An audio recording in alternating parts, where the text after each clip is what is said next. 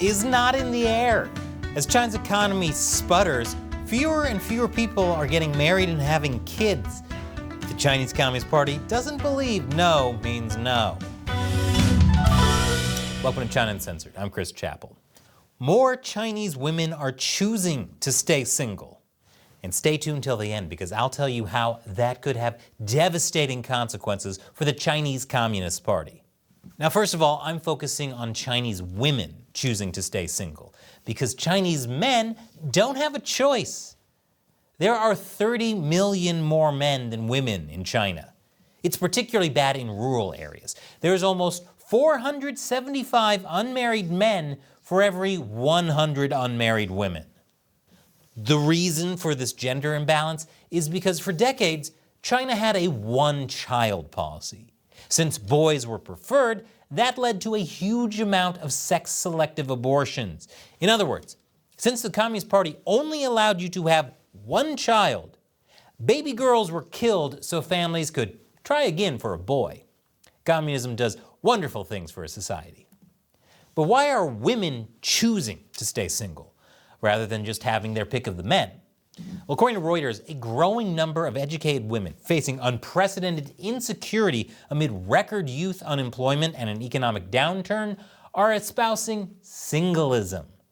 And the numbers are shocking. According to official data, in 2021, China's single population over 15 years of age hit a record 239 million. Marriage registrations hit a historic low in 2022, only rebounding slightly after pandemic lockdowns ended.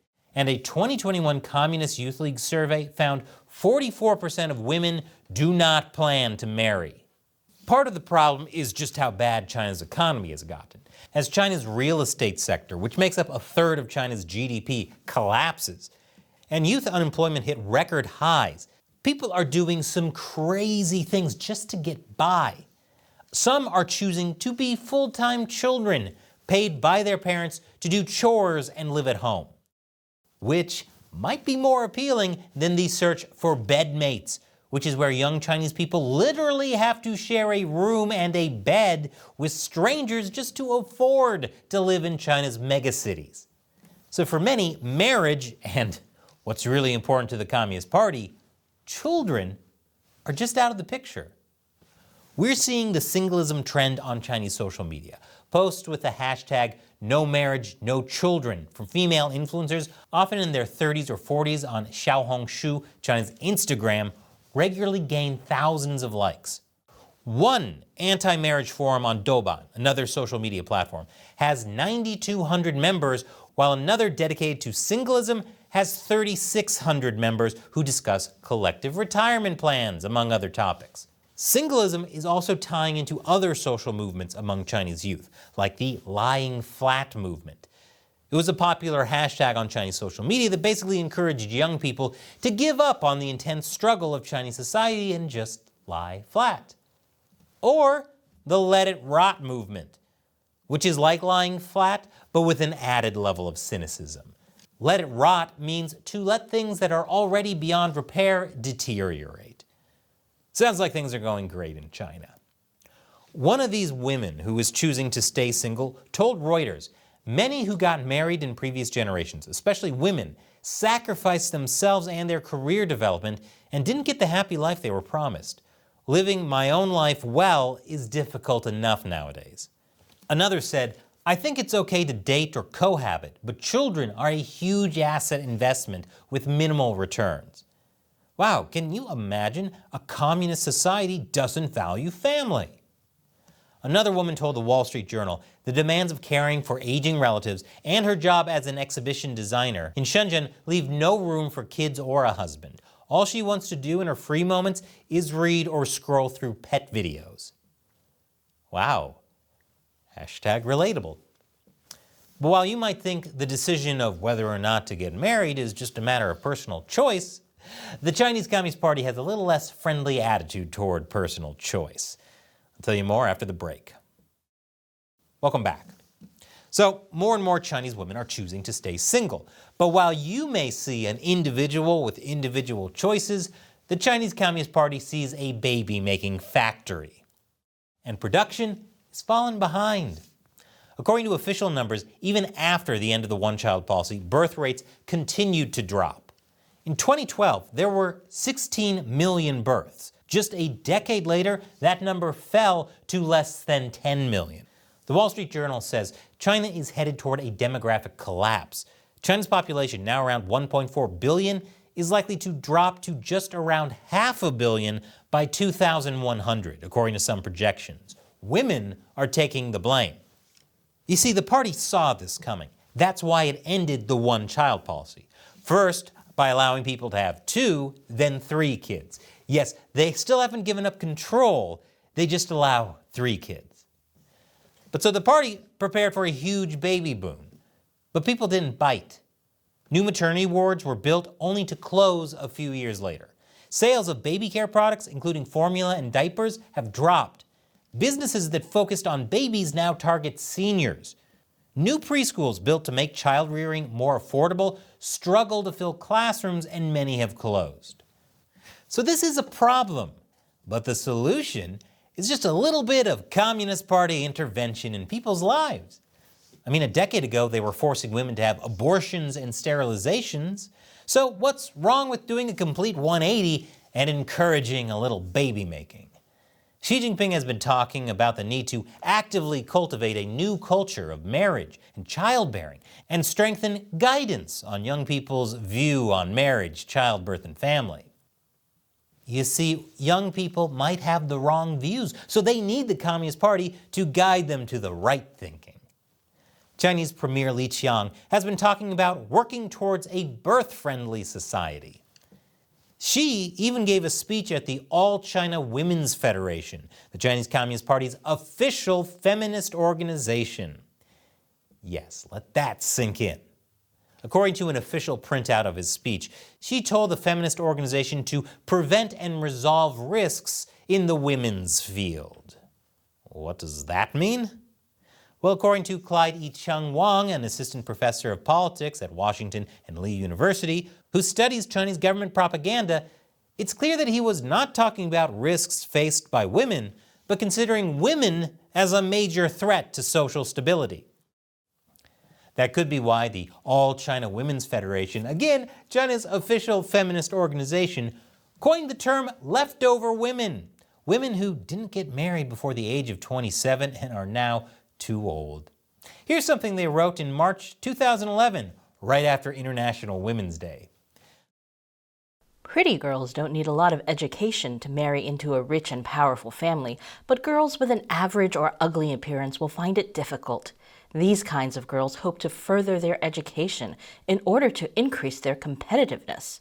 The tragedy is they don't realize that as women age, they are worth less and less. So by the time they get their MA or PhD, they are already old, like yellowed pearls. China's official feminist organization. But the Communist Party is taking more direct action. For instance, government-organized matchmaking events and government Valentine's Day messages such as wishing you sweet love and marriage at an appropriate age. Let's extend the Chinese bloodline. Whew, if that doesn't get you in the mood, I don't know what will. Though people apparently didn't respond well to that. The message drew a backlash on social media. My mother-in-law doesn't even push me to have a second child, one person wrote. I guess next, arranged marriages will come back, another commented. You know, I wouldn't be surprised. Remember, the CCP forced women to have abortions and sterilizations. We may already be seeing the beginning of a more forceful attitude toward marriage and childbirth. In 2021, the city of Luenzhou asked unmarried people to sign up for a government-sponsored dating initiative that uses big data to find matches citywide. If birth rates don't go up, what do you think the CCP will do with that data?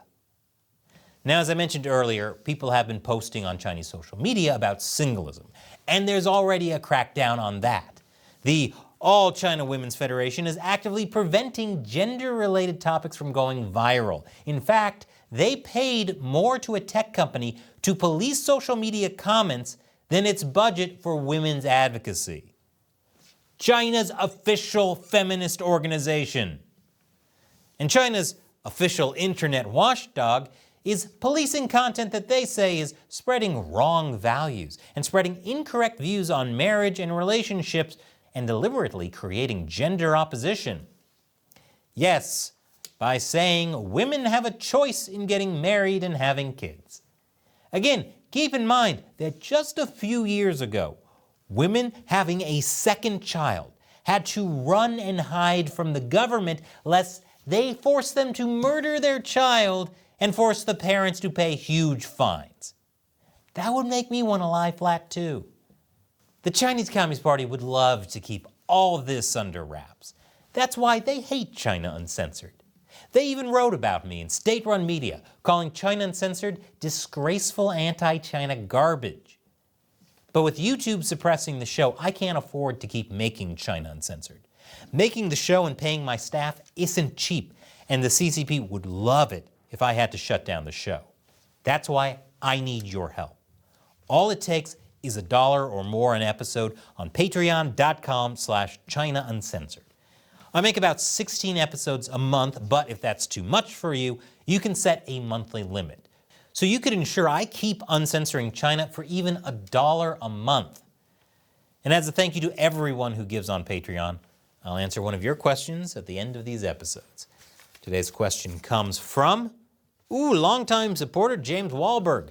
Chris, when the CCP falls, will you still dislike pandas? Do you think the new government would continue panda politics?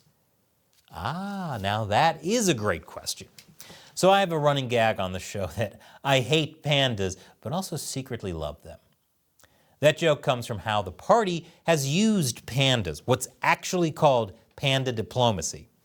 China may lend out pandas to other countries, and they aren't cheap.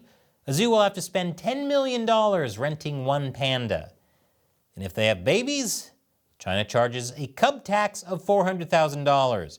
And those little cuties have to be shipped back to China when they turn 3. But say a country does something the CCP doesn't like, then the party will take back those pandas. Like when China took back a US panda because then President Obama met with the Dalai Lama. So, what happens if the CCP falls? Will I begrudgingly admit I love pandas and their stupid, cute, adorable little faces? Let me put it this way. If I can call a panda a fellow American, you bet. But as long as that black and white coat covers a dirty red, then you can forget about it. Thank you for your question, and again, for your longtime support. James, I love that question. Join James in making the CCP furious by supporting China Uncensored on Patreon. Just click on that orange button. And if you didn't know, I have a new gaming channel called Gamers Unbeaten. Check out the latest episode, a tribute to Akira Toriyama and Dragon Ball. Let me know what you think. Once again, I'm Chris Chappell. See you next time.